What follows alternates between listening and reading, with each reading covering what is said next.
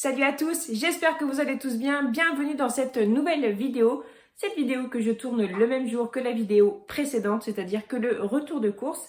Et maintenant, je vais préparer à manger. Je vais faire quelques repas. Je vais pas mal m'avancer puisque nous sommes mardi. Mercredi, mes enfants n'ont pas école. Et ensuite, c'est l'Ascension. Et mes enfants font le pont de l'Ascension. Enfin, beaucoup de monde font le pont de l'Ascension. De l'Ascension, je vais donc tâcher de m'organiser le mieux que je peux. Mon mari est à la maison, il est en arrêt de travail puisqu'il s'est fait mal à la cheville. Alors c'est pas une foulure, je crois que c'est une entorse et il peut pas poser le pied au sol, du coup il ne travaille pas, il est à la maison. Donc voilà, je vais préparer à manger, rien de bien exceptionnel, mais c'est toujours cool de passer du temps avec vous. Alors déjà pour commencer, je vais préparer une salade de riz au thon.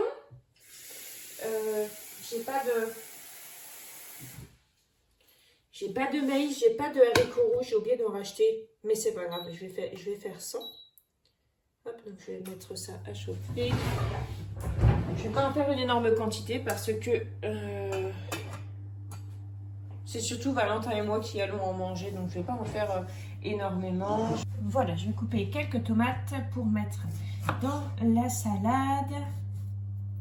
Donc si vous me suivez sur Instagram et sur Facebook ou si vous avez regardé ma dernière vidéo, vous avez entendu que j'ai parlé que mon mari avait eu une promotion et donc une augmentation. Donc ça c'est vraiment super cool, ça faisait quelques mois que mon mari l'attendait, donc c'est bon, elle est arrivée. On est vraiment super contents parce que ça nous permet d'avancer, ça va nous permettre d'avancer beaucoup plus vite dans nos projets, ça va nous permettre... Excusez-moi, je fais du bazar. J'ai pas beaucoup de place. Hop.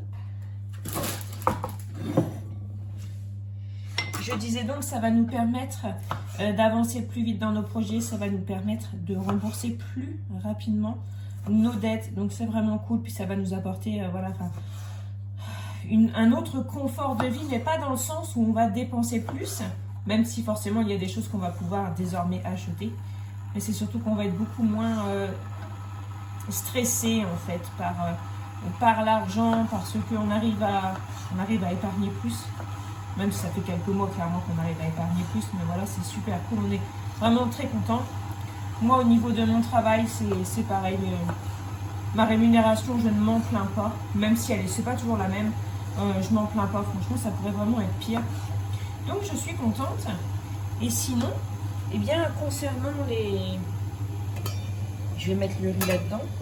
Voilà, donc pour ce qui est des dettes, pour en reparler rapidement, donc nous, on devait plus de 7 900 € à l'URSSAF pour une première dette qu'on paye chez un huissier. Et ensuite, on a reçu l'appel de cotisation pour la radiation qu'on a reçu au mois d'octobre, qui s'élève à plus de 3 200 €. Donc ça, c'est les dettes qu'on doit payer de la société. Il y en a encore peut-être d'autres qui vont arriver, mais pour l'instant, c'est celles que nous avons. Donc voilà, en fait, actuellement, nous avons ces dettes-là. Après, on a le crédit de la voiture parce que nous avons contracté un crédit pour acheter une nouvelle voiture parce que c'était juste plus possible, en fait, de fonctionner avec la vieille voiture que nous avions avant, qui tombait constamment en panne et qui se faisait vraiment très très vieille. Donc voilà, on avait fait un crédit pour ça, donc ça fait partie des dettes aussi, mais c'est quelque chose qu'on rembourse tous les mois, tandis que les dettes de l'URSSAF, donc en fait ça fait 4 dettes. On a chacun notre compte. L'URSSAF, c'est l'ancien RSI, donc l'ancien régime social des indépendants, c'est-à-dire que c'est en nom propre en fait, c'est pas au nom de l'entreprise. Et du coup, même moi, pour la première dette qui est chez l'huissier, j'ai mon compte, mon mari a le sien, et pour l'appel de cotisation de la radiation, il y a à moi et il y a pour mon mari. Donc voilà, ça fait une sacrée somme. Il y en avait pour rembourser pour ces 4 dettes-là, donc uniquement à l'URSSAF. Et nous avons réussi à décrocher un prêt à 0% en fait, de cette somme qui va nous permettre en fait de régler la totalité de ce que nous devons à l'URSSAF, que ce soit chez l'huissier ou directement à l'URSSAF. Alors, vous allez me dire, mais en fait, ça change rien parce que en fait, tu t'endettes pour payer une dette. En fait, si, ça change quelque chose parce que les intérêts de retard, les pénalités de retard, les majorations de retard, ils vont courir beaucoup moins longtemps une fois qu'on aura tout payé. Donc ça, c'est ce que je dois faire. Je vais devoir faire 4 chèques et les envoyer à l'URSSAF. Et ensuite, ce sera terminé pour cette histoire d'URSSAF. On ne leur devra plus rien et c'est un réel plaisir. C'est pas encore fait. Donc, on va pas faire la fête. Pour l'instant, il faut que j'envoie les chèques. Il faut que je reçoive le papier comme quoi c'est bon, on ne doit plus rien du tout. Et ce sera vraiment super cool. Donc, j'ai vraiment super hâte. Même si vous continuerez encore à entendre parler de l'URSSAF, puisque moi, étant donné que je suis entrepreneur, je paye mes cotisations sociales à l'URSSAF. Mais c'est encore autre chose. Voilà. Voilà, je vais mettre du thon. Et sinon, juste pareil, j'en ai parlé aussi dans ma dernière vidéo, mais je voudrais qu'on prenne plus le temps en fait de parler de ça. Je disais que mon mari avait eu des petits craquages au mois de mai. Parce que, étant donné qu'il a été augmenté, qu'il a eu une promotion et qu'il avait fait des heures supplémentaires, il a eu une paye qui n'est vraiment pas trop crade, ce qui nous a permis de payer tout ce qu'on avait à payer, bien évidemment. Ce qui nous a permis aussi de pouvoir acheter ce qu'on avait à racheter, parce qu'il fallait racheter quand même pas mal d'habits. Après, je parle de la paye de mon mari, mais il y a la mienne aussi, quoi. Il n'y a pas que mon mari qui travaille, il n'y a pas que mon mari qui rapporte de l'argent. Mais voilà, c'est surtout pour vous parler de cette situation-là. Du coup, on a pu mettre de l'argent de côté, ce qui est vraiment cool. Et mon mari, nous avons fait la jardinerie samedi dernier. Et mon mari s'est éloigné. Pendant que moi, j'étais en train de regarder les plans et puis tous ces trucs-là. Alors, je me dis, bon, c'est tout, c'est pas ce que tu vas, on n'a rien à faire, c'est tout, va faire ton truc. Et c'est qu'il appelle Margot, il dit, bah Margot, viens voir. Donc bon, bah, c'est tout. Margot va voir papa et bon, moi, je continue à faire ce que j'ai à faire. Et c'est qu'à un moment, je tourne la tête et je vois mon mari avec ma fille et ma fille sur un tracteur à pédale, un jeu pour enfants. Et là, je me suis dit, mais il l'a fait monter sur un tracteur, mais ma fille, elle va hurler, en fait, une fois qu'il va la retirer. Et c'est tout. Du coup, bon, je finis mon truc, je vais voir et tout. Et mon mari me dit, bah, je vais lui acheter le tracteur. J'étais là, ouais. Et il me dit, non, mais en fait, j'ai travaillé pour. Et c'était chouette. Enfin, c'était chouette. C'était... D'un sens, je culpabilisais un petit peu. Mais après, je me suis dit, ouais, en fait, après, zut, quoi. Je veux dire, ça fait tellement longtemps qu'on fait des efforts et tout. Et je sais que mon mari, il a bossé comme un dingo. Qu'il a fait plein d'heures sup tout au mois d'avril. Il a bossé tous les samedis. Il s'est décarcassé pour avoir une augmentation, pour avoir sa promotion et tout. Donc, ouais, voilà. À la rigueur, t'as travaillé pour, c'est clair. Et mon mari, il était tellement fier, en fait. Voilà, alors je sais que certaines personnes vont se reconnaître, vont reconnaître leur homme dans leur mari. Alors il n'est pas question de sexisme, de rien du tout dans ce que je vais dire, mais mon homme a l'impression que c'est à lui, en fait, de soutenir financièrement la famille. Alors moi, j'arrête pas de me battre après ça, de lui dire que je suis là, je travaille aussi, je ramène de l'argent, ne t'épuise pas, arrête de te mettre la pression parce que mon mari se met une pression de malade. Je vous en ai déjà parlé, mon mari, il n'est vraiment pas très bien en ce moment. Pour lui, il fait pas assez, il ramène pas assez. Et du coup, en fait, c'était vraiment ce tracteur que je vais vous montrer, c'était vraiment sa fierté, en fait, de pouvoir acheter ça à sa fille. Voilà, c'est vrai que depuis Noël, en fait, il en parle, qu'il voulait lui acheter un tracteur. Mais c'est vrai qu'à Noël, on n'a pas pu acheter parce que c'était pas dans notre budget, en fait. Et du coup, voilà, mon mari, il était super fier. Je sais pas comment expliquer, mais voilà, on a l'impression que c'est dans ses gènes, en fait. Et que c'est comme ça, que c'est à lui, en fait, de gagner plus, de s'occuper de la sécurité financière de la famille, en fait. Ce qui n'est absolument pas le cas, j'essaie de lui faire entendre raison.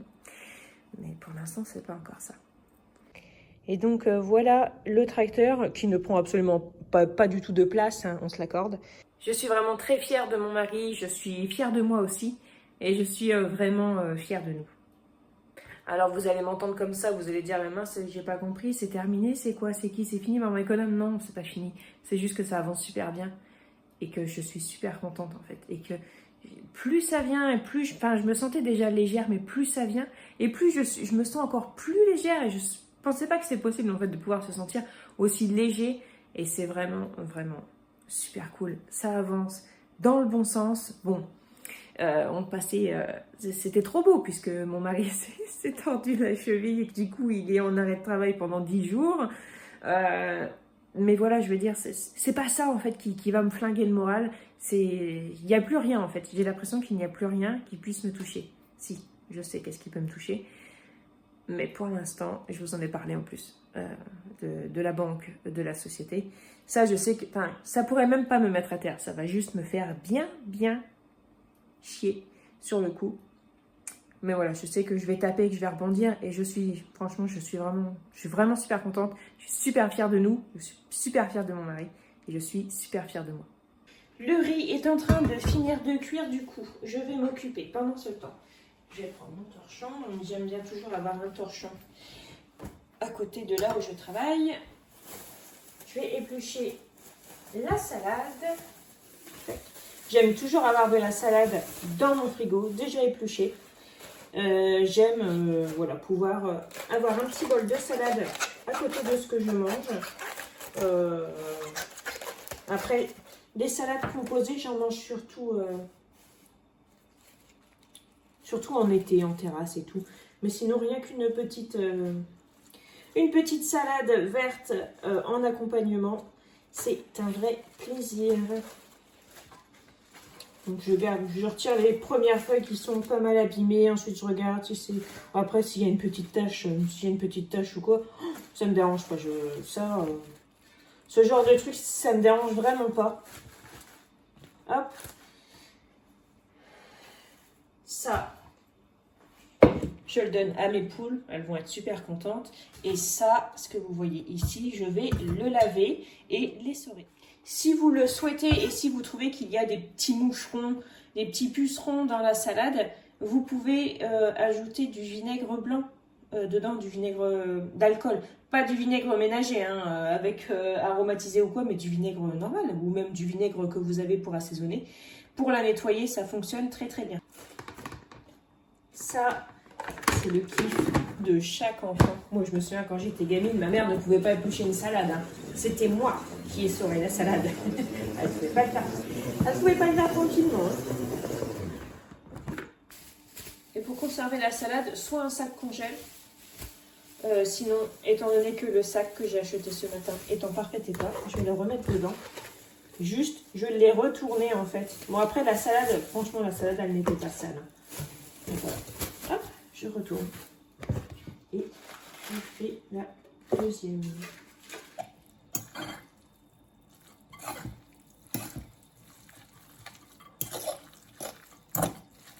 Bon, c'est vrai que ça va manquer de maïs, mais il y a du riz, il y a de la tomate, il y a du thon et je vais mettre des anchois.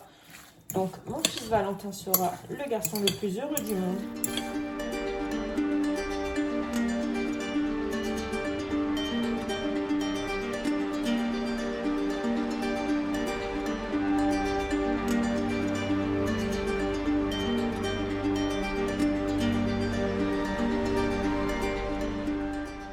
Alors maintenant, je vais préparer quelque chose qui n'est pas dans mon menu, mais qui me fait trop envie. C'est les penne à la mexicaine. Donc c'est du steak haché, de la viande hachée. Donc moi j'ai celle-ci ici qui était au congèle. La viande hachée, des poivrons, des oignons, de la tomate concassée, des épices mexicaines. Et ensuite dans l'assiette avec les pâtes, donc on ajoute de la crème fraîche et du cheddar. Donc moi j'ai pas de cheddar mais j'ai du 3 fromages et ce sera très bien. J'ai plus de tomates concassées, j'en ai pas racheté, je sais pas s'il m'a pris, mais encore ça au congèle. Alors ça, j'ai acheté ça il y a la semaine dernière parce que j'avais une belle réduction dessus. Comment c'est trop bon, j'adore. Ça pique un peu, pas trop, mais alors moi j'adore. Donc voilà, du coup je vais mettre ça à la place. Et comme il y a déjà du piment, parce que moi des épices mexicaines, et j'en ai pas, j'ai du paprika, j'ai du piment. Donc voilà, je vais faire avec ce que j'ai. Comme d'habitude, je vais faire à ma sauce. Alors je vais mettre les oignons dans l'huile. Hop. Je vais remuer un petit peu pour revenir.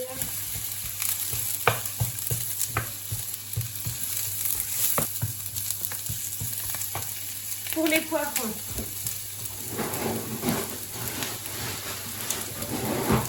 Ce sera les poivrons que j'ai au congèle. Je les reste au congèle. Je vais pas s'en servir comme ça.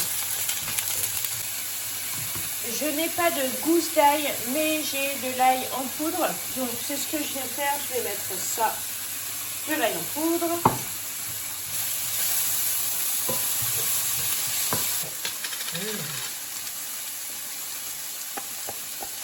Ça c'est ballot.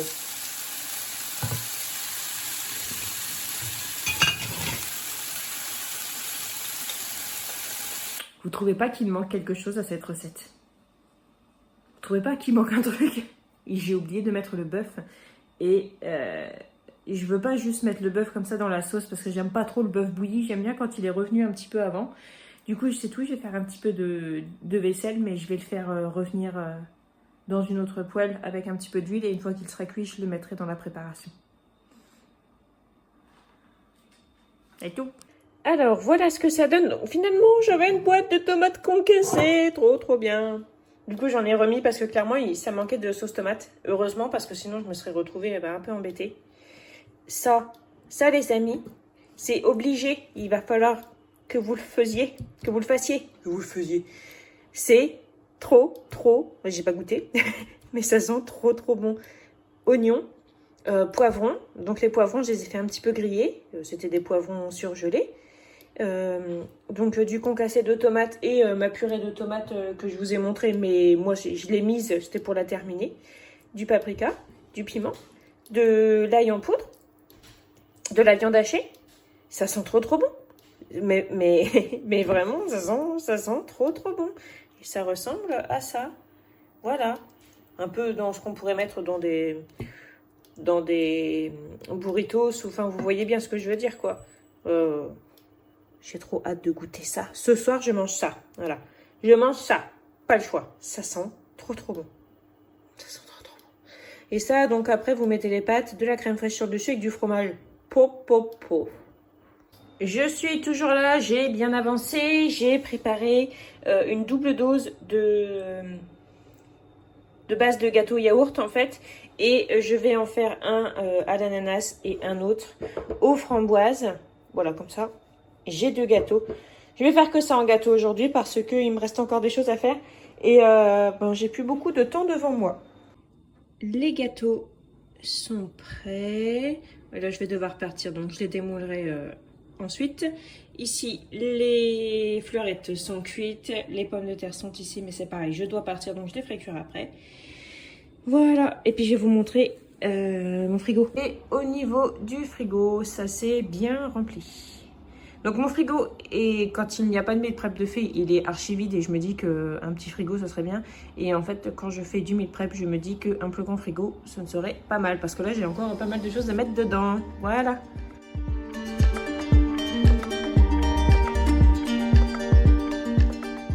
Bon, je vais arrêter là pour aujourd'hui parce que j'en ai marre. J'ai pris ma douche, là c'est bon, je suis prête à manger et à aller me coucher. Il reste le gratin à faire, les légumes sont cuits, les pommes de terre sont cuites. Donc je vais mettre les pommes de terre dans le gratin, je vais filmer et je ferai la béchamel demain parce que tiens, j'en ai tiens, jusque là, au moins. Et donc voilà, donc moi ce soir, je vais manger les penne à la mexicaine parce que ça a l'air tellement bon. Et je sais que Thibaut va manger des croque-monsieur, Thibaut lui les croque-monsieur, il pourrait se nourrir que de ça. Donc voilà, ça va être croque-monsieur, déjà pour Thibaut, c'est sûr. Je vais voir pour son frère et puis pour son père. Voilà, moi ça me dérange pas, les pâtes sont cuites. Ceux qui veulent un truc qu'il y a dans le frigo, ils se serviront, ils demanderont. Sinon, les croque-monsieur, c'est Thibaut qui les fait. Donc voilà. J'aurais voulu faire les beignets de chou-fleur. Là, les nuggets, ce genre de nuggets de chou-fleur, les wings de chou-fleur. Mais c'est bon, stop, j'en peux plus. Donc je pense que je les ferai dans une prochaine vidéo. Mais je vais vous montrer. Parce que je pense que si j'essaye ça, que si je le montre, et on va me demander la recette, on va me demander comment faire. Alors c'est sûr que... Oui, mon cœur. Ça, papa. C'est l'anniversaire de papa? Oui, ça, papa. Non, c'est l'anniversaire de tonton aujourd'hui. Pourquoi? C'est pour ça, parce que c'est comme ça. C'est pour ça que papa, il est au téléphone avec tonton, parce que c'est son anniversaire. Mais oui. Mais oui. J'ai envie de tester la recette devant vous. De toute façon, je vous partagerai la recette parce que la recette n'est pas de moi. C'est d'un site, je ne sais plus comment ça s'appelle. Le nom est anglais, mais le site est bien en français. Je ne sais plus. Mais je crois que ça va... Enfin, rien que la photo donne envie. Après, je me dis, moi, c'est sûr, jamais de la vie, ça va ressembler à ça.